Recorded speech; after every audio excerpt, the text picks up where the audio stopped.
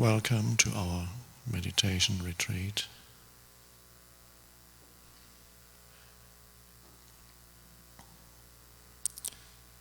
It's wonderful to see that so many of you made it here despite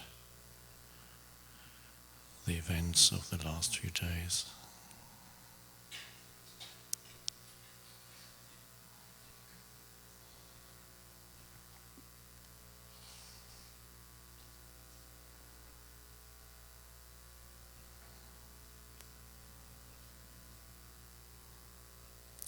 If there's been any doubt in anybody's mind about the urgency of change in human consciousness,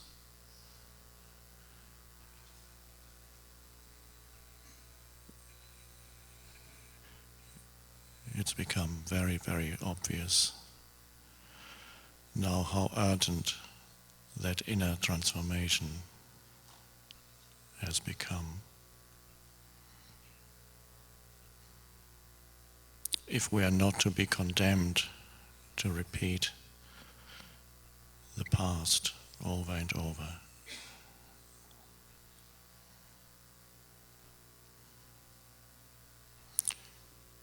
To repeat the past, history, the collective human past,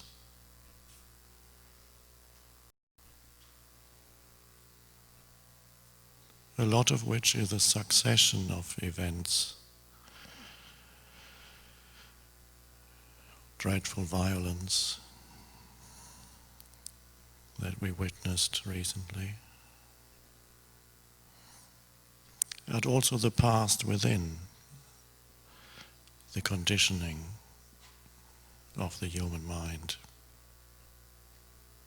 the structures, the old patterns, that to some extent are still there in everyone.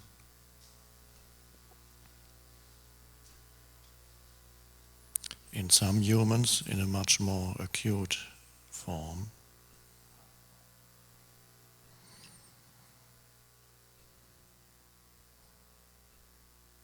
So we are here to go beyond that conditioning, deep-seated.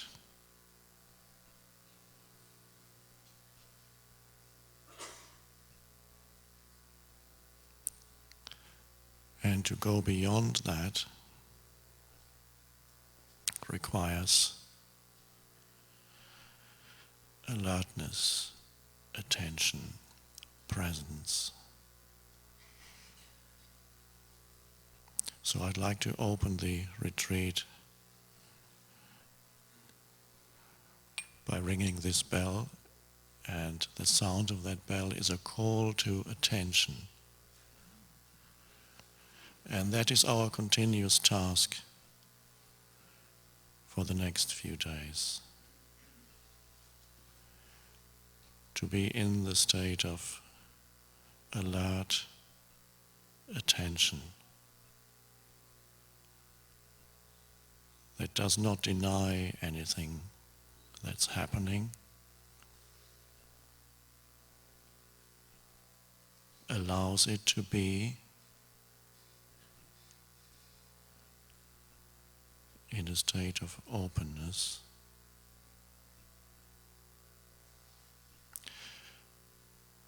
So our task in the next few days is to allow this moment to be. Any emotions that are part of this moment, also allow them to be.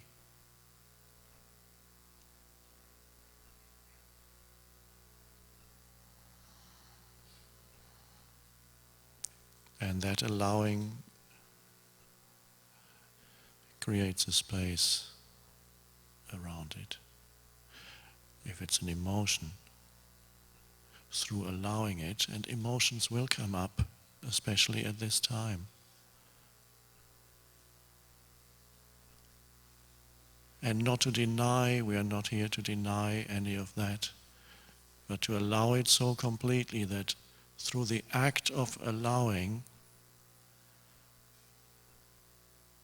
a spaciousness arises around what is. That is the essence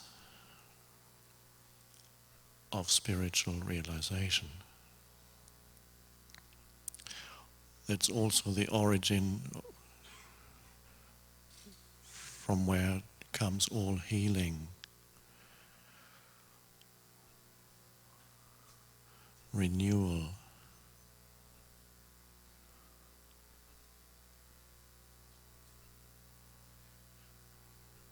And not so much to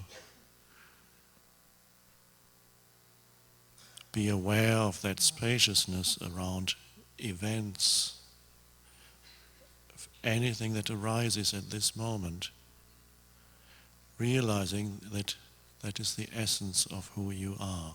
You are not that which arises. You are the field in which it arises. That is the deepest core. So I'm starting the meditation retreat already by giving you the essence of it.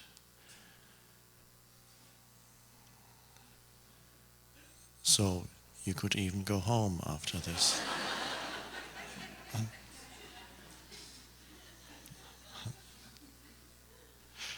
If you knew that deeply with every cell of the body and immediately see it deeply, then that's it. And then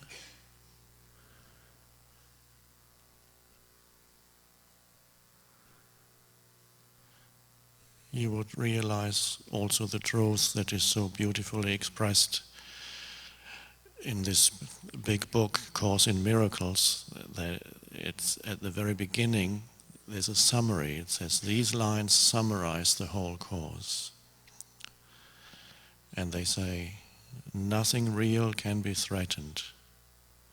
Nothing unreal exists. Herein lies the peace of God.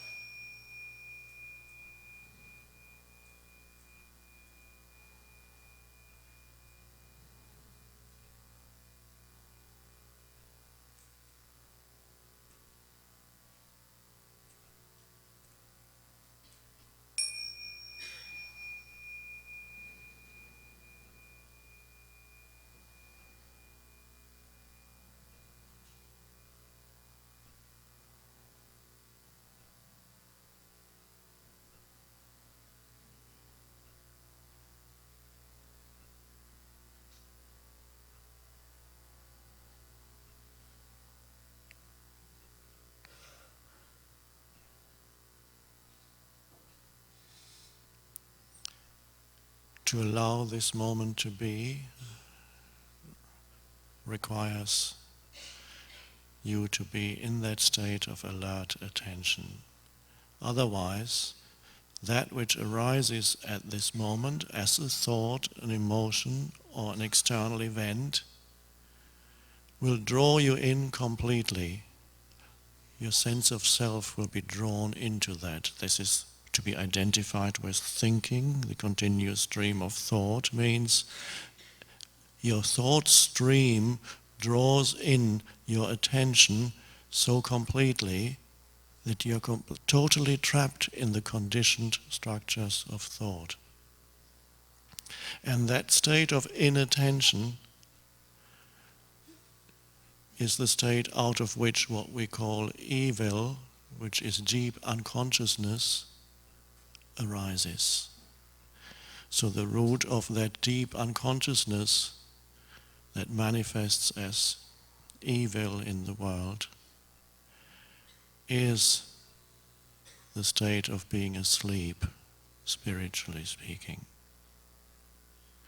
Completely trapped in conditioned mind patterns.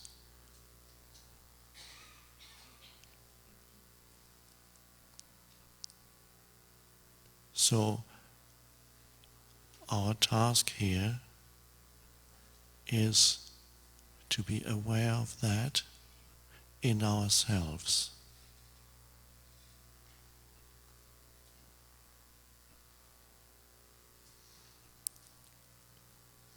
That which arises, whatever arises at this moment, within or without, to be able to watch that, be with it, be open to it. And then there's always something greater than that which happens, whether that which happens is a happy or an unhappy event. They come and go in any case. If you want to cling to a happy event, or a happy thought, or a happy emotion, then of course, after a little while, that comes to an end. Or if you feel threatened by an unhappy event, or an unhappy emotion, then you get drawn into reactivity. And the world becomes a fearful place, because there are so many things that are to be feared inside yourself and outside.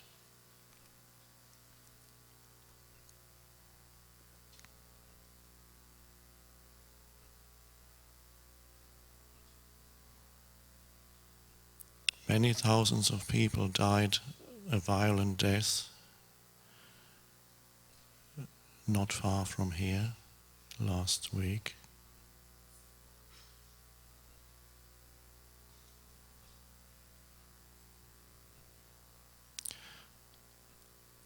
The mind seeks an explanation.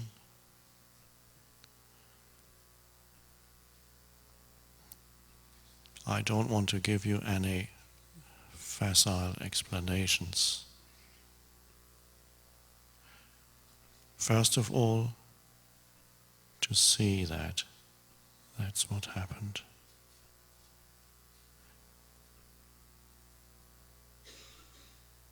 Of course, every physical form comes to an end.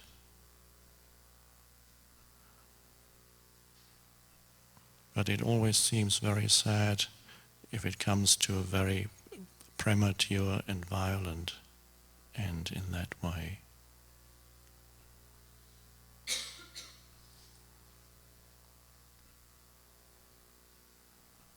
And we become aware of how fragile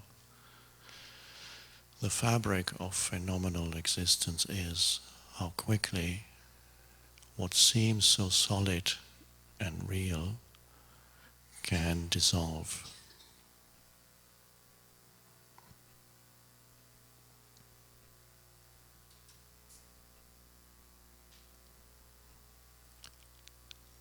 And what looks so tragic from a normal perspective, and it is,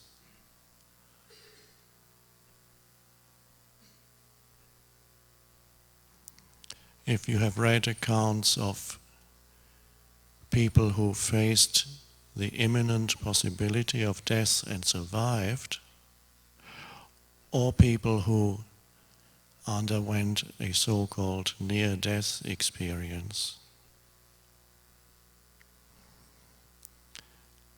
there's one common factor that most of them speak about. They speak about the fear that is there up to almost the very end. And then the last few seconds, an accident seems inevitable. Somehow they survived, so later they could talk about it. An accident seemed inevitable, And the last few seconds, many of those survivors speak of suddenly great serenity and peace came. And you have a similar account in near-death experiences where it seems that people already went into death. And many of them described those last few moments as a sense of deep peace and a sense of all is well. That seems contradictory when the survival of their physical form was threatened. But at the last moment, a shift happened. And suddenly there was a deep sense of rightness even there, which from an external perspective seems impossible.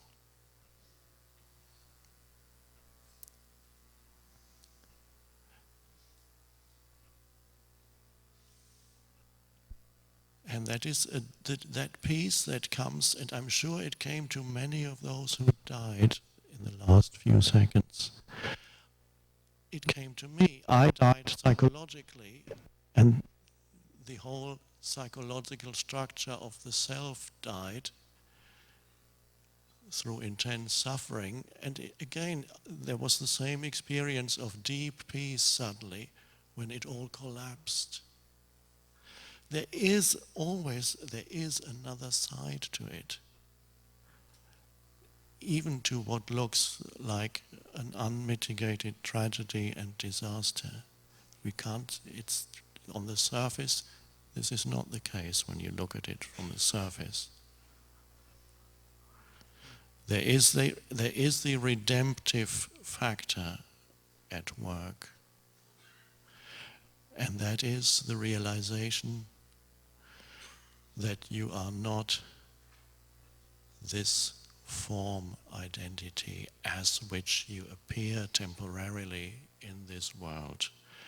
And when your form identity, your existence as this form, physical form, is threatened, truly threatened,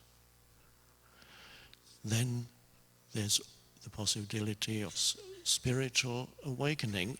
And the strange thing is, in some cases, the spiritual awakening, or what I call the flowering of consciousness, can come to a person in the last 5 seconds of his or her life. And it doesn't matter. The flowering is there.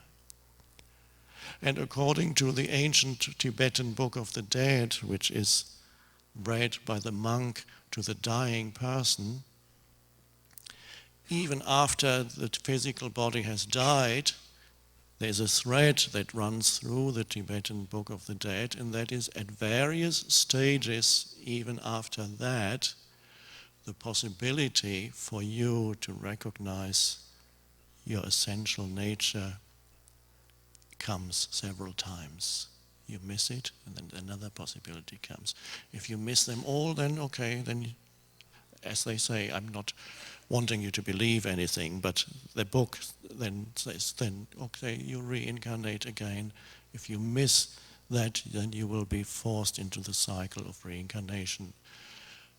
But please, I don't want to give you any new belief structures. Just, and I don't want to give you I don't want this to be a comforting belief, because we want to go deeper than that. So when your survival is threatened as a form identity, there is always the possibility of awakening out of identification with this form, and that your survival as a form identity can appear in 2 ways. One is your physical existence is threatened by something, imminent death of the physical. It can also be that the survival of your psychological form identity as the mind-made sense of me, the self, with my story and my history and my unhappiness, and happiness occasionally, that is threatened or imminent, has reached a point of imminent collapse, sometimes because the suffering is so acute that it cannot sustain itself anymore. And there also is the possibility of sudden disidentification from form, which is mind structures and emotional structures. Before, consciousness was totally identified with those structures, and suddenly it removes itself, so to speak. And this is when you speak of it later, people use different words, and some cannot express it at all because it defies language. What is it that happens at that point of realization?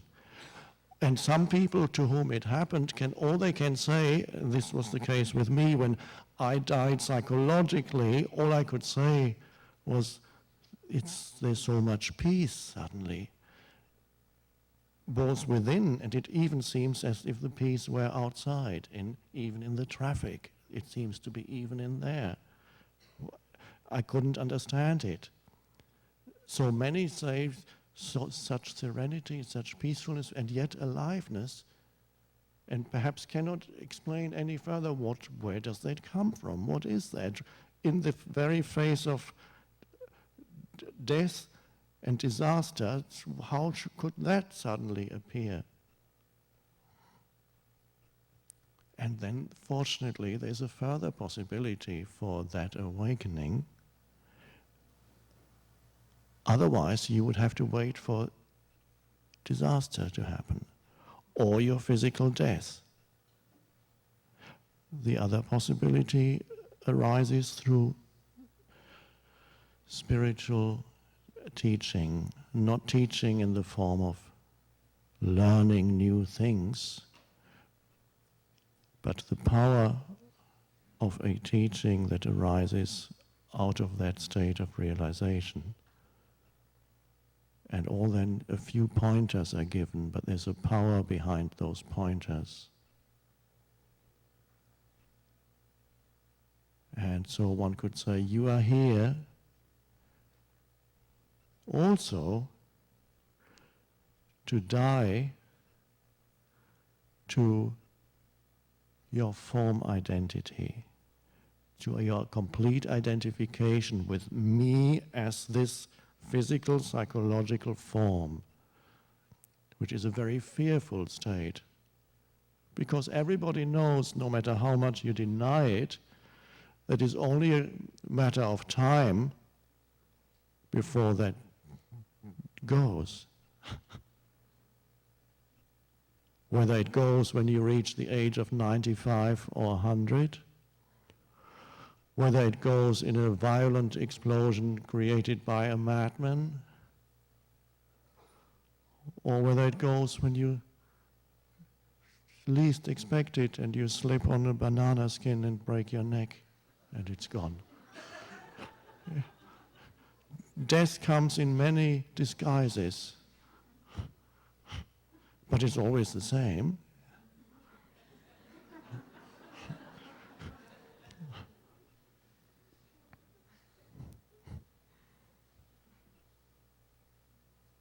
So we honor for a moment those thousands of people that died, and we are not denying that on one level, yes, it is deeply sad and tragic.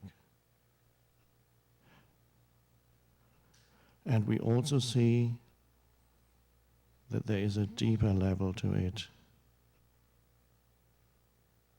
And not as a belief that tries to reinterpret it and just to make it okay so that we don't suffer so much. No. Just to see the impermanence of all forms, life forms, to see how fragile this fabric of phenomenal existence is, of forms, to recognize that. That recognition is the beginning of something else. It's strange. It seems, what does it mean when you see, isn't it sad that every form of life is so short-lived? Shouldn't we be weeping every day because each one of us is condemned to death? If you could have a little date on you. Each one would have a date if you knew it, and you could read it on your hand or something. You see, oh, that's how much time I've got left. And that is the truth. And it is a miracle that humans are not continuously wailing and weeping because they are condemned to death, all of us. And why are they not continuously weeping and wailing? Because underneath it there is a recognition that that is not the ultimate truth. Otherwise nobody could even live any longer. Why do anything? Why carry on with anything? It's all going to dissolve anyway. Of course it is. And even your children, they are going to die too. It's all dissolving like dust. If it doesn't dissolve violently, it dissolves through the passage of time, and it goes fairly quickly too.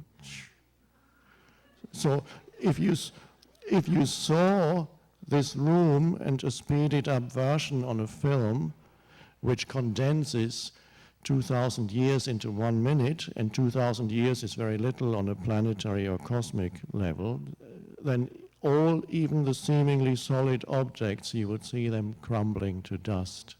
They're already crumbling to dust, it's just you can't see it.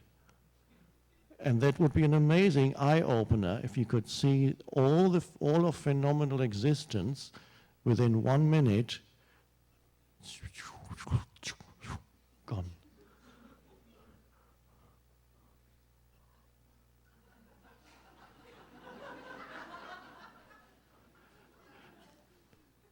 Now, let's see, if the whole world were one color, let's say, if everything were green, every object, every being green, the color green would not exist for you, of course, because you would have nothing to differentiate it from. Now, the whole world, everything that appears in this world is impermanent, is dissolving already, every form, including this form.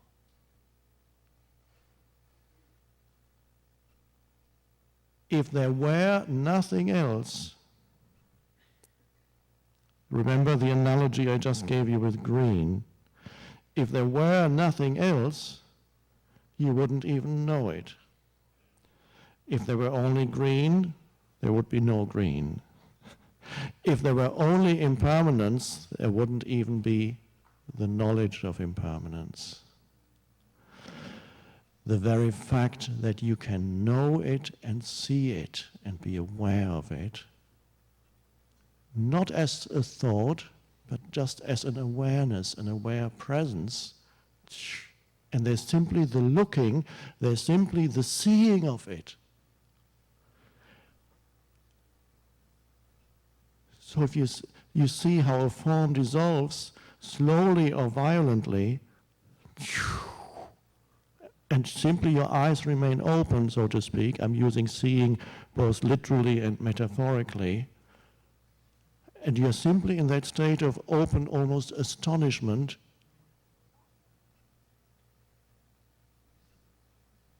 and you see the forms, the flux, the continuous coming and going, birth and death of all these life forms. And you see it. The seeing of it is the beginning of the awakening, is already the awakening. It seems insignificant to see it, because after you've seen it, the mind will come in and say something about it. That's not it. The mind might draw some conclusion and say, okay, so that means I'm not going to do anything anymore because it's pointless anyway. So what's the point of it all? I mean, I just might as well go home and get drunk. Or that's the mental conclusion. It leads you astray again. So if we can remain with the seeing, the pure seeing of it, and not come to any mental conclusions about it, and stay with the seeing of the coming and going of forms, not only as death, also of all forms that come into your life and then leave you again, come and leave you. Wow.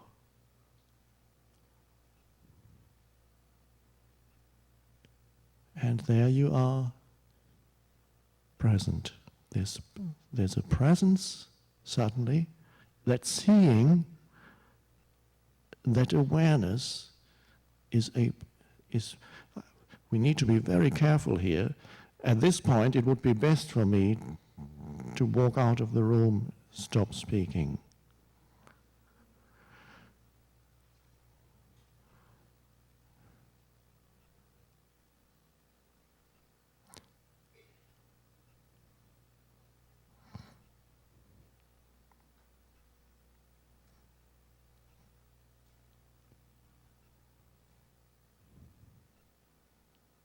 But that would throw the Omega Institute into disarray, and they would have to give you your money back.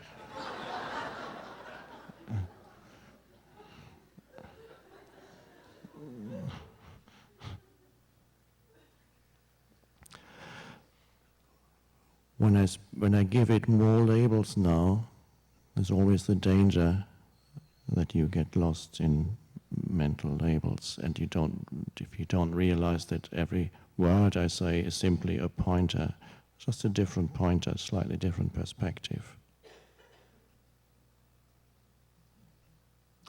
And here, what comes together here is what at the very beginning today, I said, allowing this moment to be. That is the openness to what is. What arises and then goes away again, is born into this moment. It's born and then it leaves.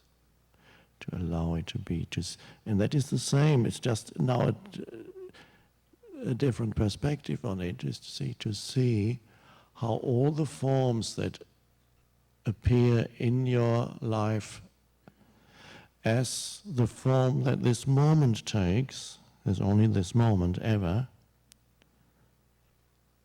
to see that and allow it to be. Allow the impermanent nature of the arising forms to be, and see it.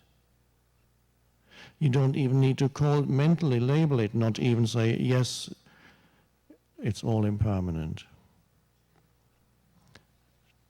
So it's a state of open awareness in which that is recognized. That is enormously liberating, to see it, to recognize it without drawing any conclusions.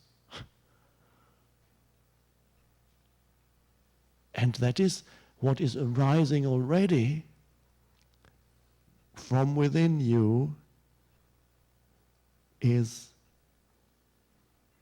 that which is beyond birth and death and the arising of forms. The awareness itself that sees.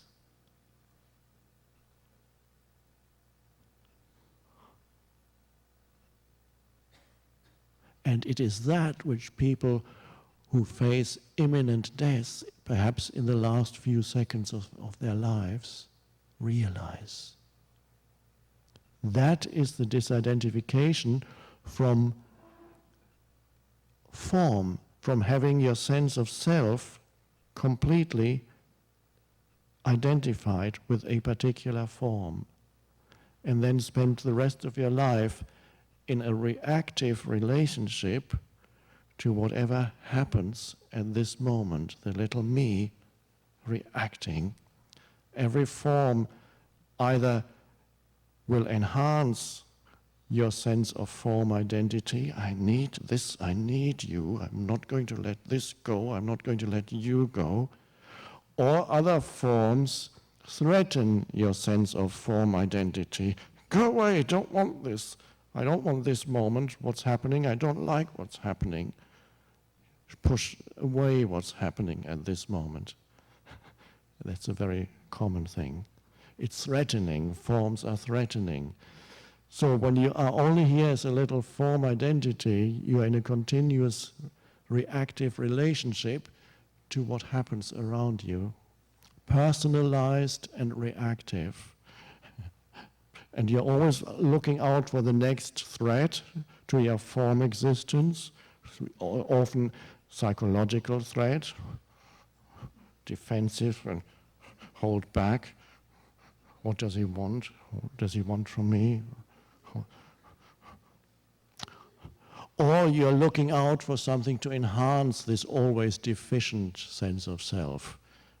How can I feel more secure? I need to add something to who I am. And maybe I can add you.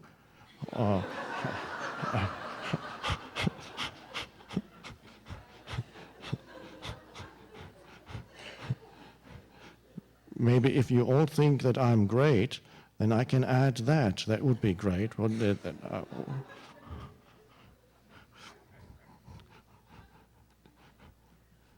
So the need to add more to who I think I am, to strengthen my form identity, is there in the absence of the recognition of that which is beyond form as who you truly are.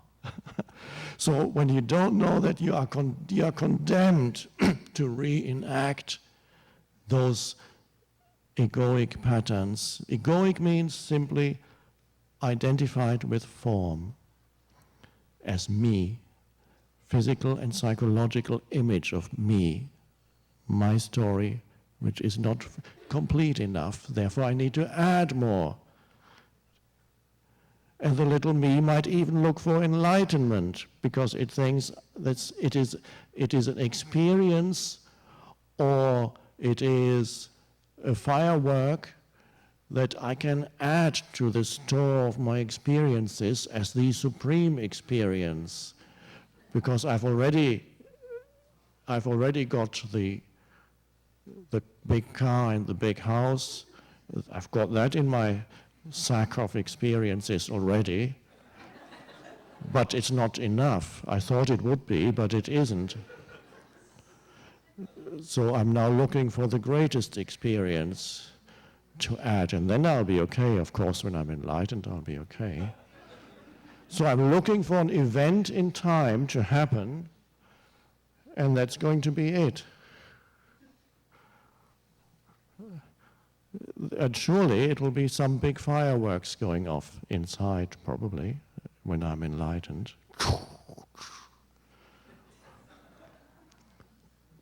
And of course, it's possible that fireworks may go off inside you. It might be a beautiful spiritual experience. And then it comes to an end. And then you say, oh, now I need another one.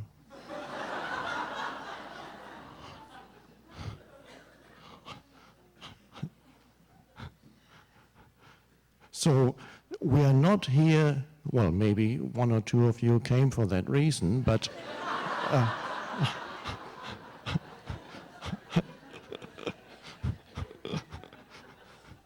we are not here to have a spiritual experience. That would be frustrating. Because even if you do have one, and many of you won't,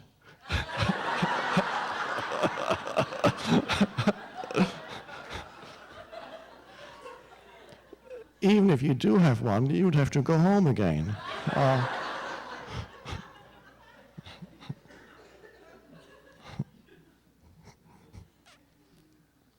that somebody wrote this book recently. I haven't read it, but it has a nice title, which is, the book is called After the Ecstasy, the Laundry.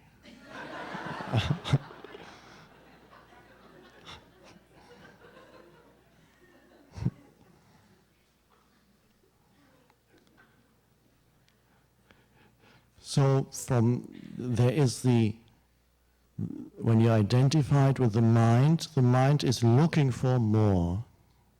The me, the mind-made me, is looking for more. It's looking to strengthen itself. It's looking to really, you want to know more deeply who you are. You want to truly know yourself. You want to strengthen your sense of self, of who I am. To finally arrive at that sense of really being yourself fully. And if necessary, if you are totally identified with those structures, in the complete absence of even the slightest awareness, completely trapped in form identity, completely and totally trapped in it, then killing 10,000 people to strengthen your identity means nothing. You don't even know them as human beings anymore, because all you can see is the mental concepts in your head. You live in a conceptualized, mind-made universe, so you deaden the moment, and you can see it in a slight manifestation, the moment you label somebody as this or that, already you have removed their aliveness from your awareness and deadened them a little bit. And then if you put another label on them and another one, then you're no longer aware of who this being is, because you're completely unaware of who you are. You're completely trapped in a conceptual mind, and so killing a human being means nothing, because you're not even aware what you're doing at all. There's the essence of human madness. And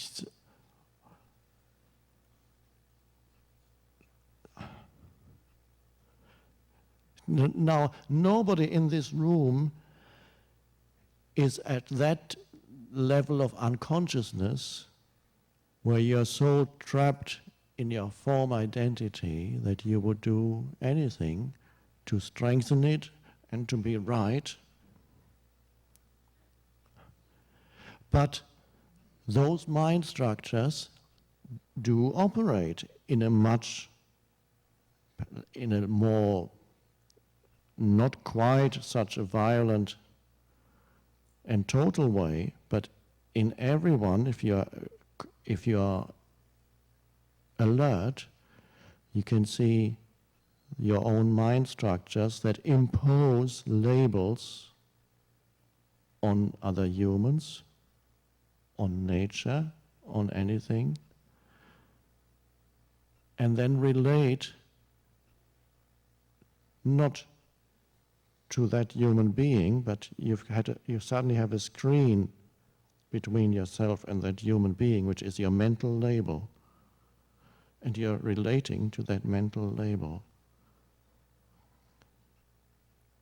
So that can arise not as completely in any of you as it still does in those humans who are totally, completely trapped in that.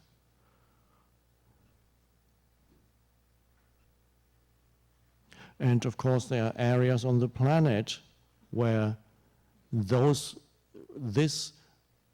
human unconsciousness expresses itself in a particularly acute form. There are areas where there's continuous conflict, continuous, totally forced to reenact those very unconscious mind patterns again and again. So, and those people who live there, they live as in a nightmare.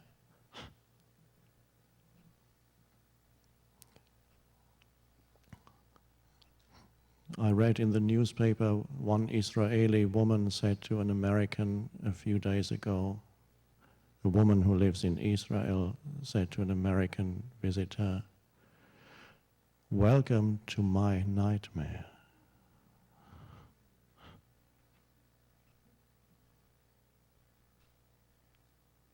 And now, whenever you encounter a deeply unconscious human being who imposes these labels on you,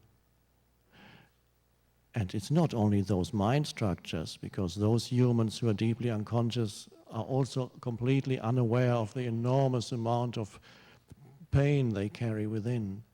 And the pain, the collective human pain body that they carry within, emotional pain accumulated during thousands of years of human madness, and there it is in you, but you don't even know it. All it does, it amplifies your already insane mind structures. It means it gives them added emotional energy. And you don't even know that that's what's happening. And whenever you encounter a human like that, there's the danger that he or she may pull you also into unconsciousness, also into form identification.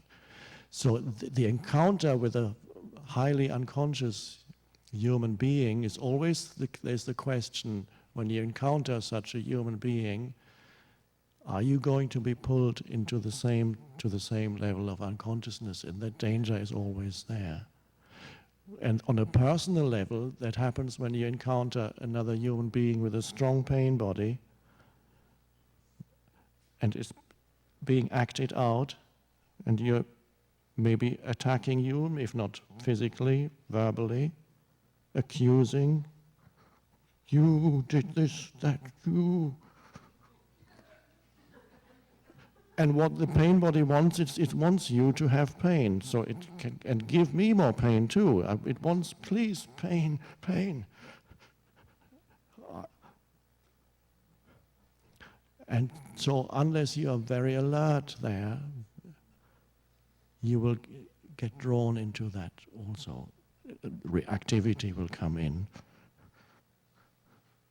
That happens in relationships a lot. Mutual feeding of the pain body.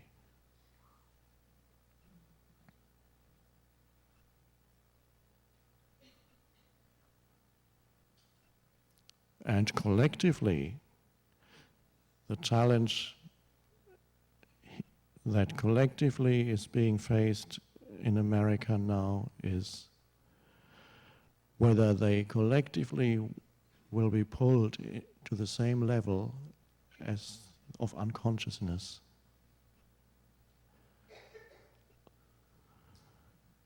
In which case, they would perpetrate the same deeds and would be saying, yes, we are justified in killing innocent people, they did it, we'll do it. So that is the challenge collectively, is not to be drawn, I'm not saying take no actions, action will happen, not to be drawn into that deep unconsciousness, which is total identification with form. Now this could be a belief, an emotion, it could be the collective form of our race, our nation, our tribe, our religion. Complete identification, and you're encapsulated in a form identity, but it's mind stuff, completely mind created. Encapsulated in a form identity that needs its enemies even to survive. It would lose its identity without its enemies, so it needs to continuously create enemies. That's the human madness. It's been going on for thousands of years. Totally encapsulated in form identity. People do it on a personal level also, and in certain cultures, it tends to be more a collective form identity, which is even more mad than a totally personalized form identity, which is mad enough. And the greatest evils have come, were inflicted on humans by other humans, not by people who were trapped in a personalized form. Those are the so-called criminals. But the evil they do is nothing compared to what nations and tribes and religions do to other humans. It's a drop compared to a huge ocean. Criminals are nothing. They just have matched the same madness, but it's personalized. But when you get the collective form identity, then you really see the madness of it. And what is form identity other than complete identification with mind? Really, the whole identity is mind structures.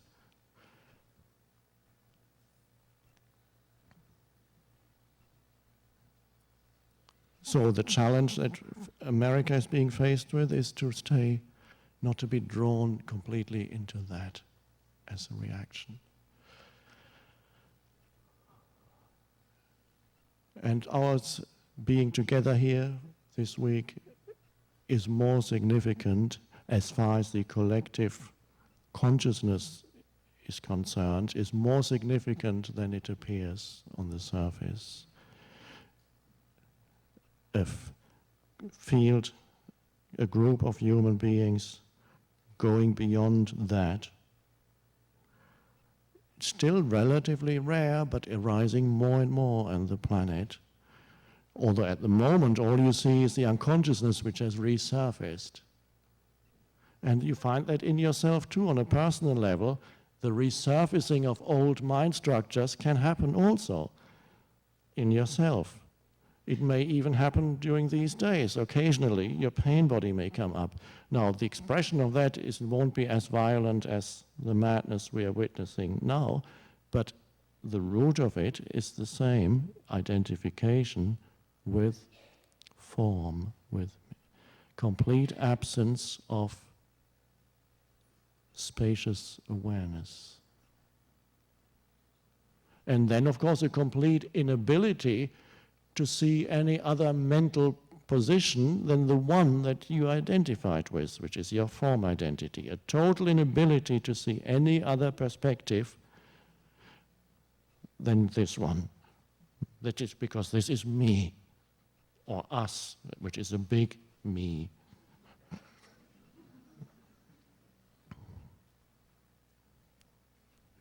But that is the same in a milder form. It arises in you perhaps tonight when you're talking to somebody and you're having a discussion.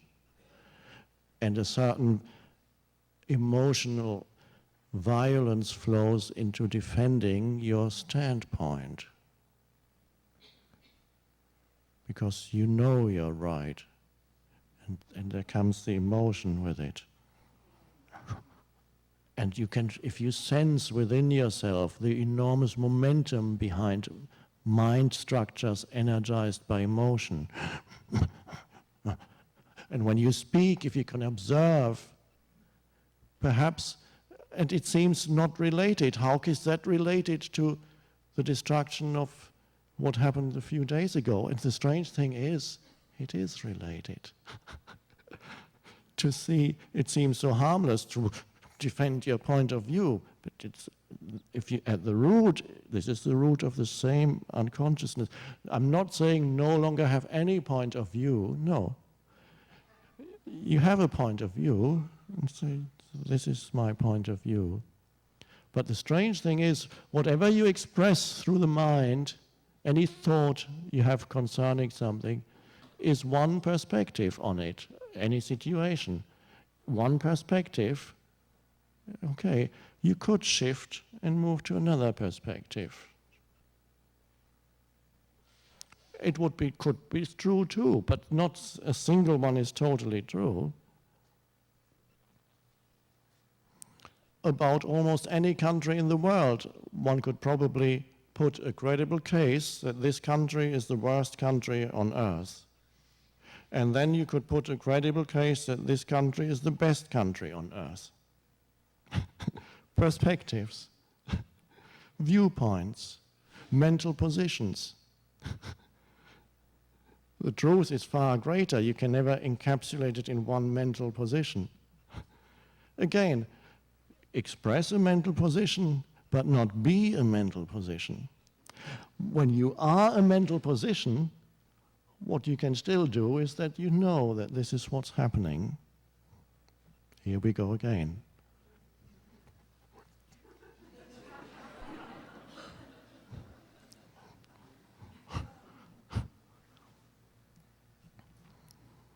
So let's see if and America, it happens to be where the greatest concentration of energy is on the planet.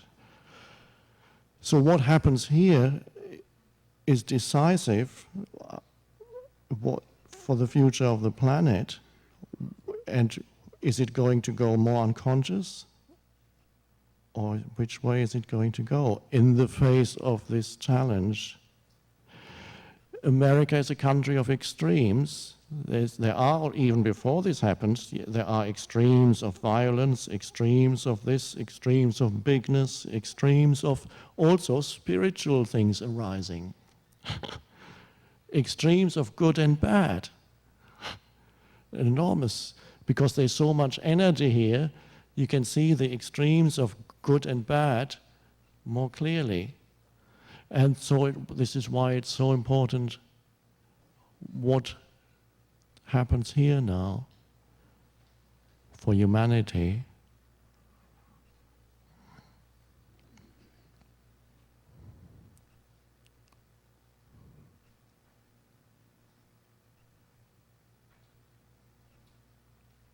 We were driving yesterday.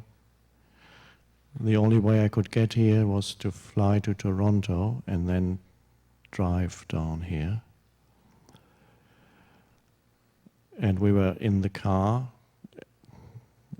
maybe halfway down, and we were overtaking this car, and on the rear window, the driver had written in big white letters 2 lines. The bottom line read, "God bless America," which is fine.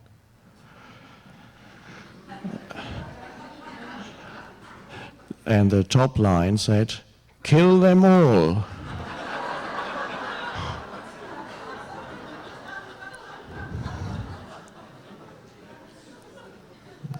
And we were overtaking this car with a Canadian license plate.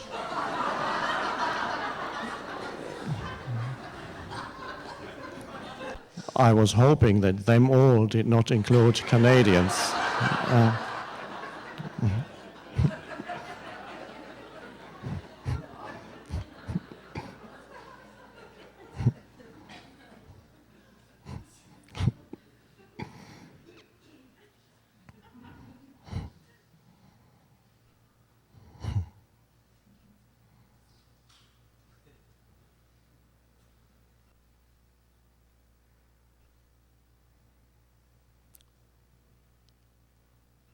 So it's in a strange way, it's all related. Us being here, what we are engaged in these days here, in a strange way, is related to something that seems like on a different planet. It's only 100 miles from here it happened, but it seems, if you look at the surroundings here, and the people here, relatively very conscious compared to still a large part of the population of the planet.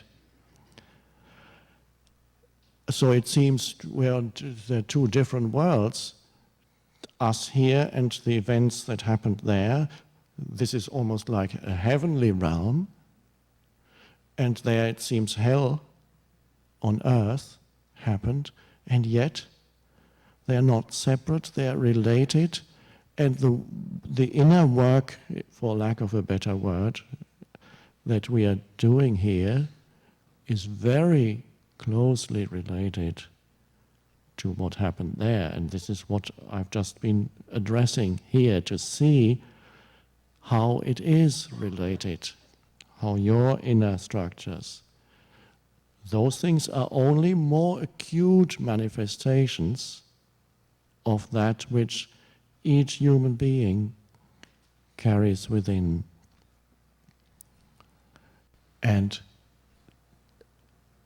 it is now or never, really. If humanity does not go beyond those old mind structures, it will relive its history, and we know what that is like. Look at the 20th century. Oh my God. Compelled to relive history And of course the planet couldn't endure that. It would another 100 years of that, another century like this 20th century, without the mind structures of humans changing, but with increased technology. So what technology and science does, although it requires intelligence, of course, to produce science and technology, and they're not bad in themselves, but what it tends to do is magnify the effects of human unconsciousness. It magnifies it. Before, it was the same unconsciousness, but they couldn't do that much harm because they didn't have the means. They would have, but they did. So, if that change doesn't happen, it could be the end of humanity as a species. Pity. It was a good try. Consciousness will move through consciousness wants to move through now and flower through this species, so there is a good chance that it will. So these are critical times. It could go one way or the other. The fact that we are here is a good sign.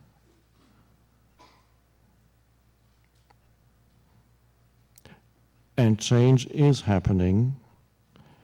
Of course, there is the reaction. Reactions are happening to the collective events. But there's also a deepening. I saw somebody said on TV that a writer, an American writer, I've forgotten the name. America tended to be, she said, type A personalities.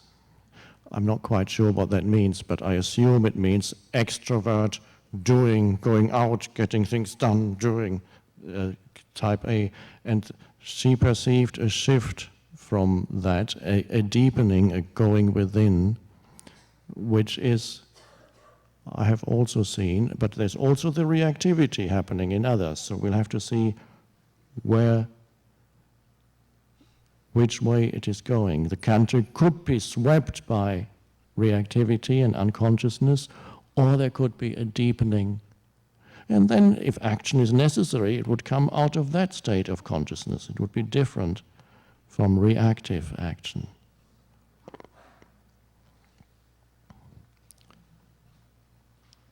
So,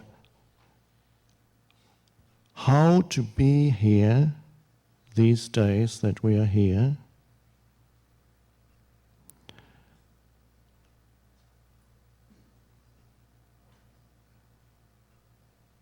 The essence is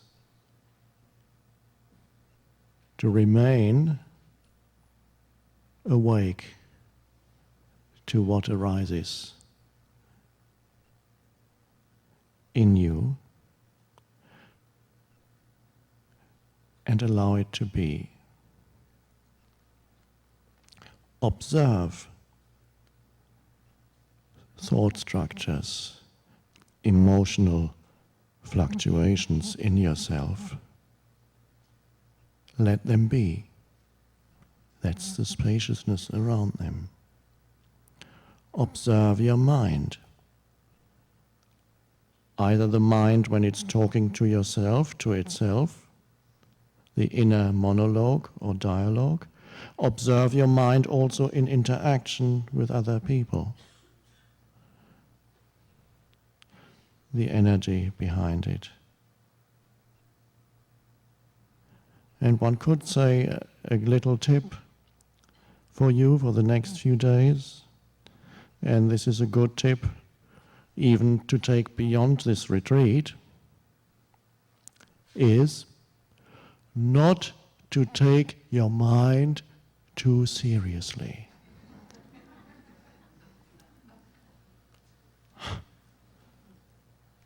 That in itself is very liberating, because the very reason why we are here is to realize that we are much more than that, than the conditioned mental entity. So don't take it too seriously implies that there is an observing presence that knows that this is the mind. And so it's not automatically almost your mind isn't that serious anymore. So it implies, when I say don't take your mind too seriously, it implies a continuous observing presence that may arise even in the middle of a heated conversation. By the way, we may have periods of silence too here, but not continuously. Today perhaps you will be engaged in conversations with people and so on, and you may have positions to defend, to put forward. You may have things to complain about. Not good enough, they shouldn't have. Why did they? Or the speaker, why doesn't he should, why aren't we meditating?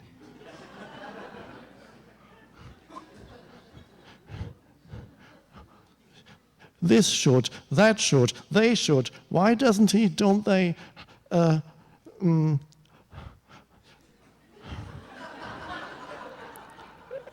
And you will see that when you're identified with mind, how much complaining it actually does. If not outwardly to others, some people are very good at that too. Inward complaining.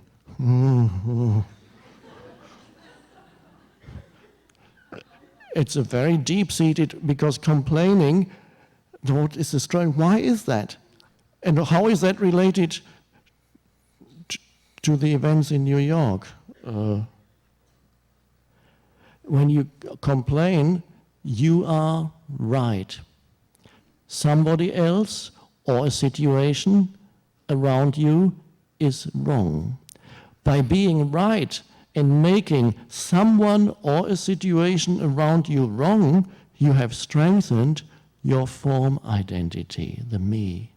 And that to the me feels good. In reality, it feels bad.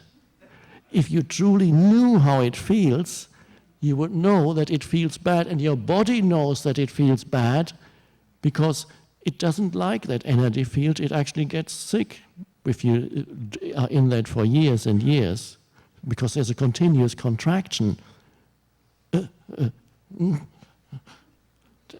Energy cannot flow anymore because you're always, whenever you complain, there's a little contraction, and the egoic form identity loves that, because when I complain, I can be right. Somebody else can be wrong, then I'm more fully myself. That feels good.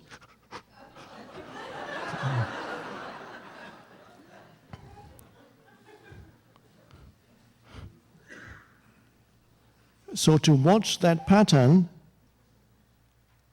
of making wrong in yourself continuously, also, so to the essence of what complaining is, I'm not saying that if put up with whatever people do to you, this is not the kind of complaining when you say,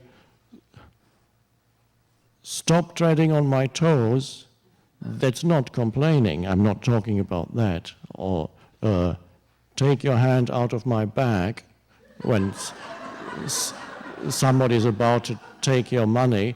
That's not complaining. That's not what I'm talking about. Or in a restaurant you say, take back this soup, it's cold, I'm not having it.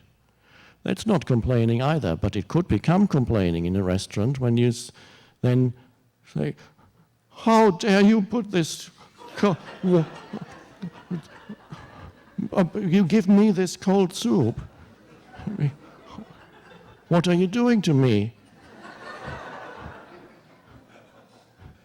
And for the next 2 hours after you walk out of the restaurant,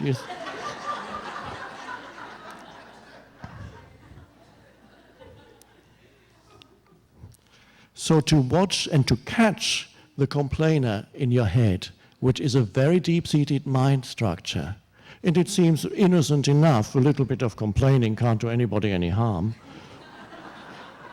And yet, it's not that harmless at all. So that's a good thing to watch in yourself. And complaining, of course, is resistance to what is. Then the egoic little me, the form identity, loves that too. It doesn't like what is. It would rather complain about what is. And even in the midst of beautiful surroundings, it will look for the one thing that it can complain about.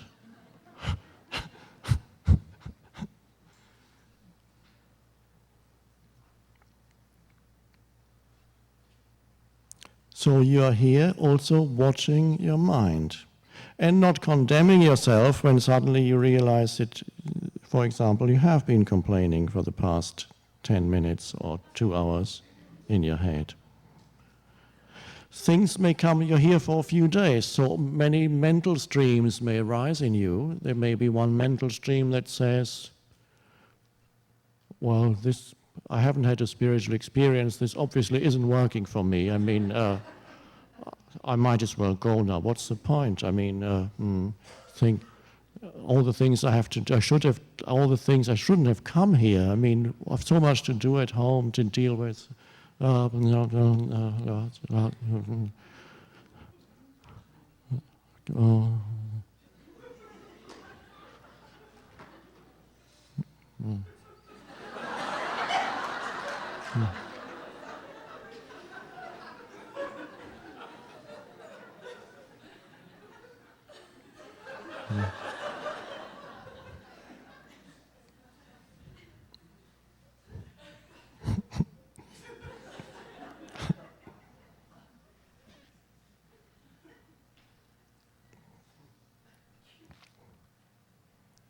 So, not to take your mind too seriously, and that is even an insult if there's anybody in this room completely identified still with their mind. This statement is insulting, because that statement implies, don't take yourself too seriously.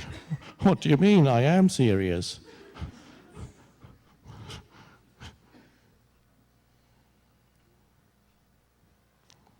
And it is liberating not to take your mind too seriously. And there's nothing personal in it. It's the human mind. It's not really you, it's not we personalize it, it's the human mind. And emotions come, perhaps pain body may come, accumulated pain from the past. It's human pain. There it is. So it's not only that you don't take it seriously, you don't take it personally. Especially that personal applies to the pain that arises in you, and it may arise perhaps in connection with the events that took place the last few days, which are dreadful. Pain may arise. Now, I'm not saying don't take that too seriously, let's leave that for the mind. But I'm saying don't take it personally.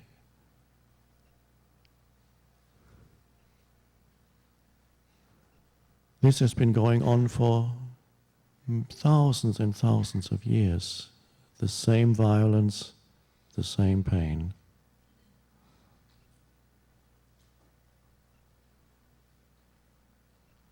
Allow it to be.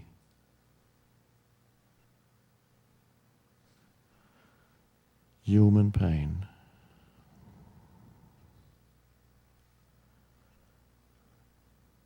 Allow it to be so completely that you feel almost gentle about it. In other words, a gentleness around it. With allowing comes a gentleness into your life. Non-allowing And allowing always concerns the present moment. Non-allowing is a harshness and reactivity. So the gentleness comes in through allowing, even if the emotion is harsh or very painful.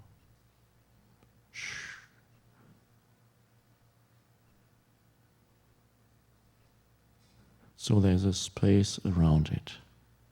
A space around it. And when you don't take your mind too seriously, there's also a space around your mind activity.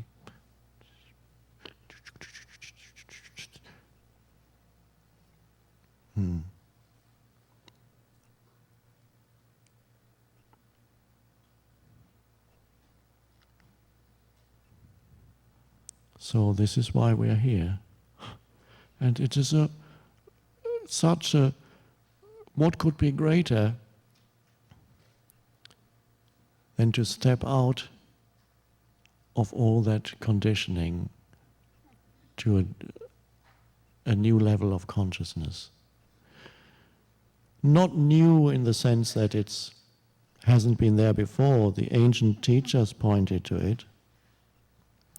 One could say it's always there, that spaciousness, but it's not there for you if you don't know it.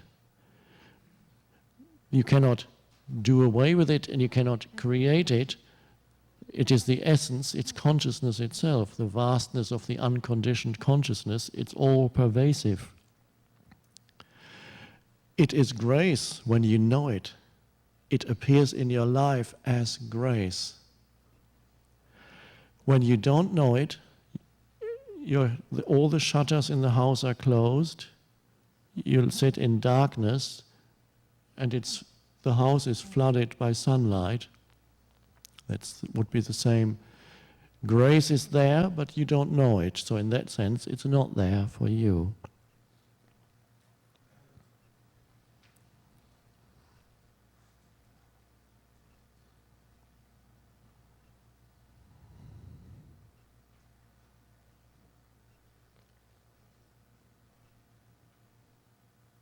Very helpful thing throughout this time that you are here and beyond is to feel the aliveness in your body, what I call the inner body. To have some connectedness with the inner energy field of your body, to feel in a very subtle sense, there is an aliveness there in every cell of the body. And that when I speak about this, it sounds as if I were encouraging you to identify with your physical body, but that's not the case.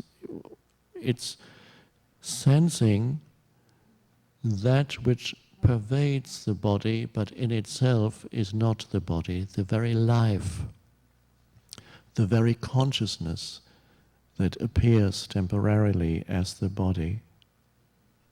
Sense it as yourself. And then suddenly you feel alive. Every cell is alive.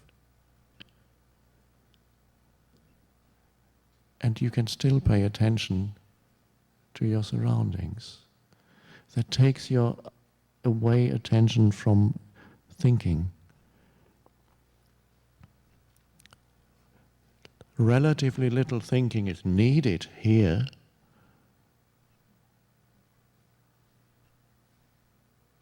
And even in your life, the thinking that you need to do your work, that's fine. But most other thinking is very repetitive. It's the old mind structures.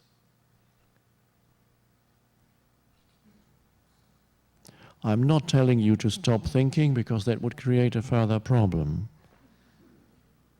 But we are going in that way and realize there is great intelligence beyond thought. Thought is a small aspect of that vast intelligence that you are. So here we are to Allow that intelligence to arise. That is greater than the mind, but not separate from the human mind. And once you know that vast intelligence, the human mind functions beautifully when it's needed. Within that far greater whole, the human mind is fine then. You're not trapped in it as a form, seeking your identity in it, as a psychological form of me. So, dwelling in, inhabiting your body as you sit, speak to people. Easy to get drawn into mind when you start talking. Easy to identify with mental positions the moment you verbally interact with people. Less likely to happen when you inhabit your body as you listen to the other person. Oh, in a state of open presence. Listen to that viewpoint and give it space. Spaciousness arises. As you sit here and listen to my voice, be there totally with every cell of the body. Be here completely. Dwell, rest in your energy field. And then you're simply here as an alive, alert presence.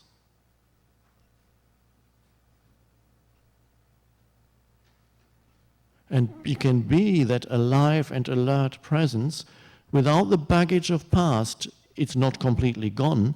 It's still there. It may reassert itself from time to time. But to realize that you can be here as an alert presence without the baggage of past, which means without the interference of conceptualization and labeling. And you haven't become stupid in that. You're actually very intelligent in that state. That alertness itself, one could say, is pure intelligence, pure awareness. Thought can come out of it. Anything can come out of that. Everything creative comes out of that. That is going beyond the conditioning that's been running most humans for so long. So we are here to go beyond that conditioning of the mind. Beautiful, beautiful. And we don't have to make it happen, it is already arising.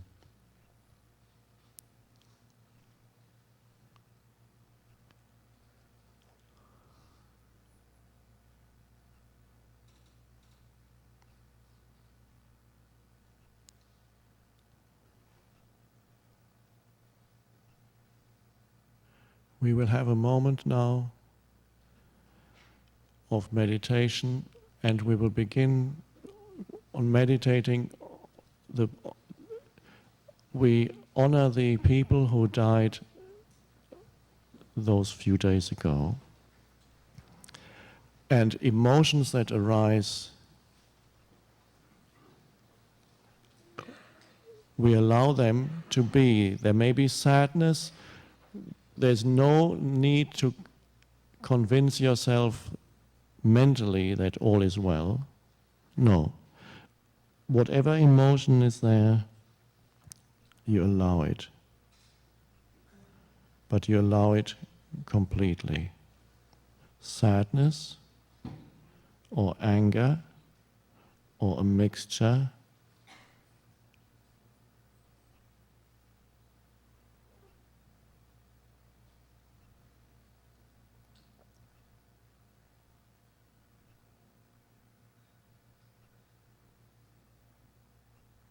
Allowing it.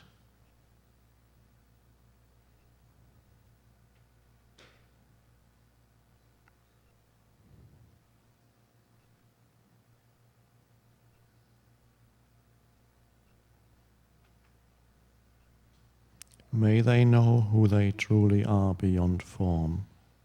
May I know who I truly am beyond form.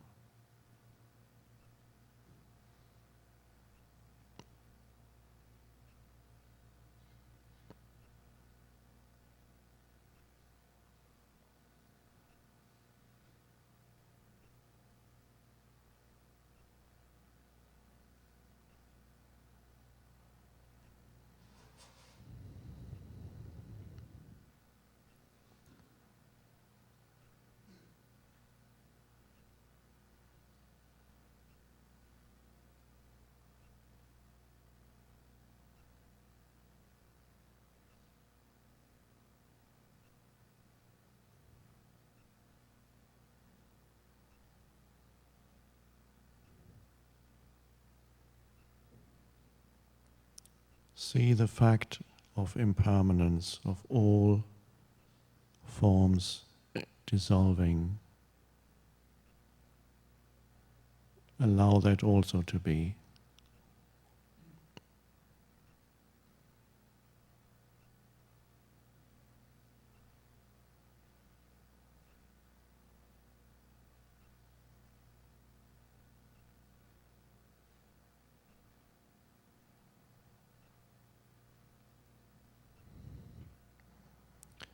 There's an ancient statement which most of you know, and that concerns all forms that arise. This too will pass.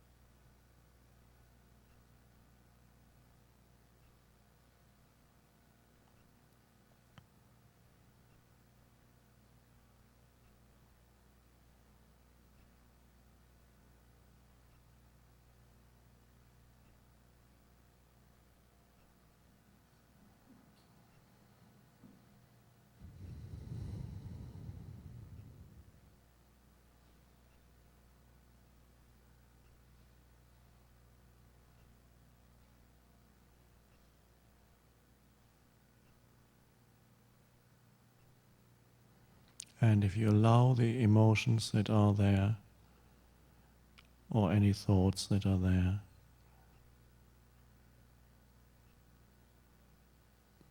be aware that that allowing is a spaciousness,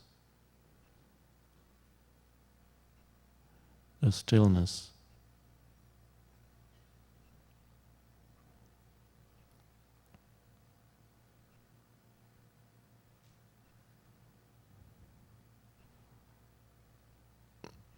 And many of those who died may have seen that in the last few seconds.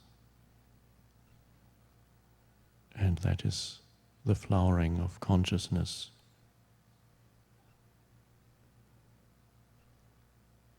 They may not have been ready on the surface. 10 minutes before they may have been watching a computer screen, and yet suddenly it came.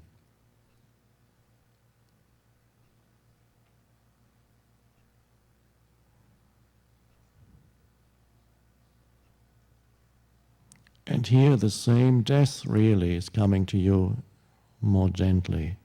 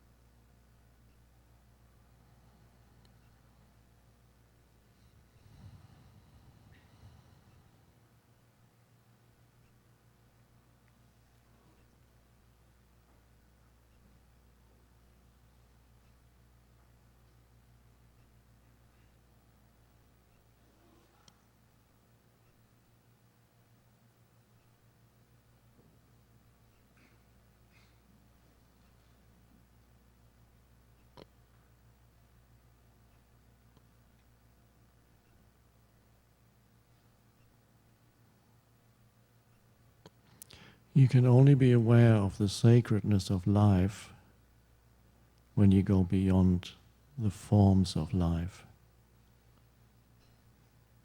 That is why death and sacredness are so strongly connected, and the modern world knows nothing about that.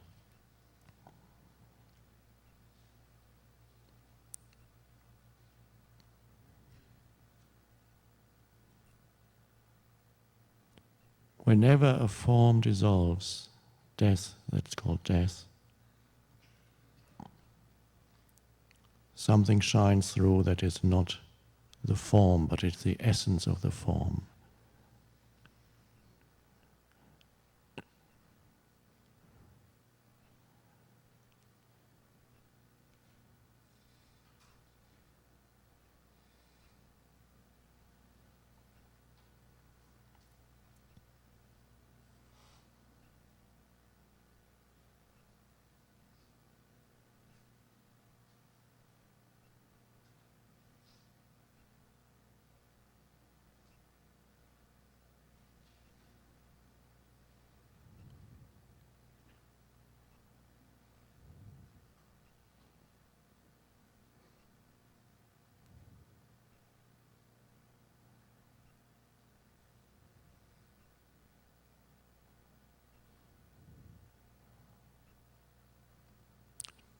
Traditionally, it was impossible to awaken spiritually unless death happened to you,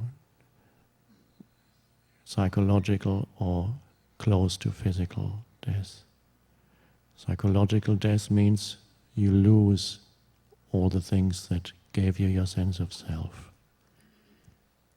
Gone, gone, gone, gone. Content was removed. The accumulated content was removed from your mind.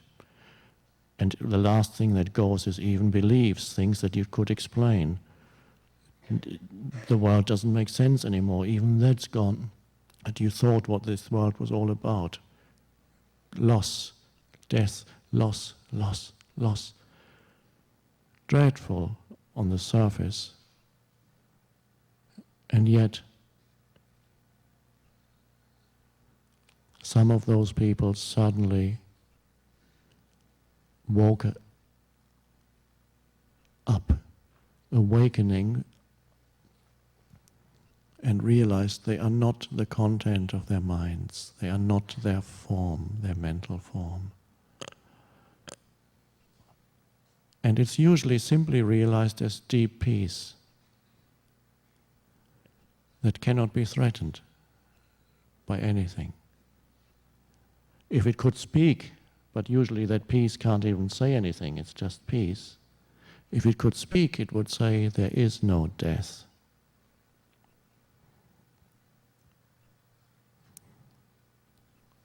Life has no opposite. Birth has an opposite. Life has no opposite. But usually the peace doesn't speak. And that is the deepest meaning of those lines that I quoted earlier from the summary of the Course in Miracles. Nothing real can be threatened. Real is used in its deepest sense. The body is relatively real, but real in a deeper sense is only that which is not subject to birth and death, and that's the essence of your being.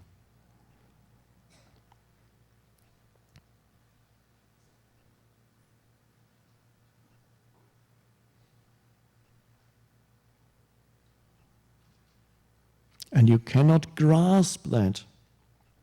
It fills this room. It fills your very being. But when the mind comes in and says, well, I'm still looking, because all the mind could do is look for further content. It is not in the realm of content. Our whole being together here is nothing to do with adding content to your mind, so that there's nothing here for the mind to grasp. It is subtle. So after our retreat, hopefully nobody is going to ask you, what did you get out of it? However, if they do ask you, the correct answer is nothing.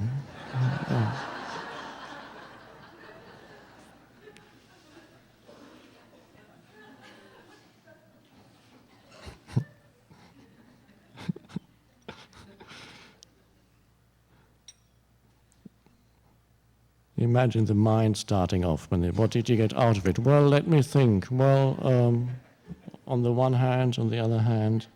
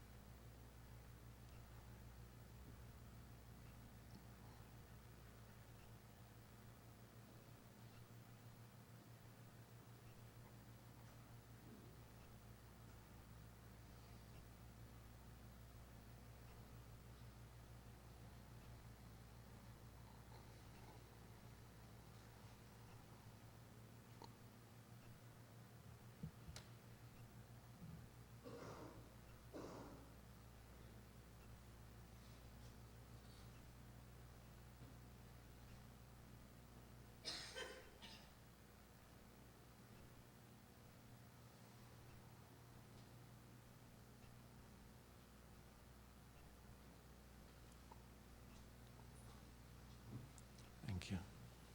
Thank you.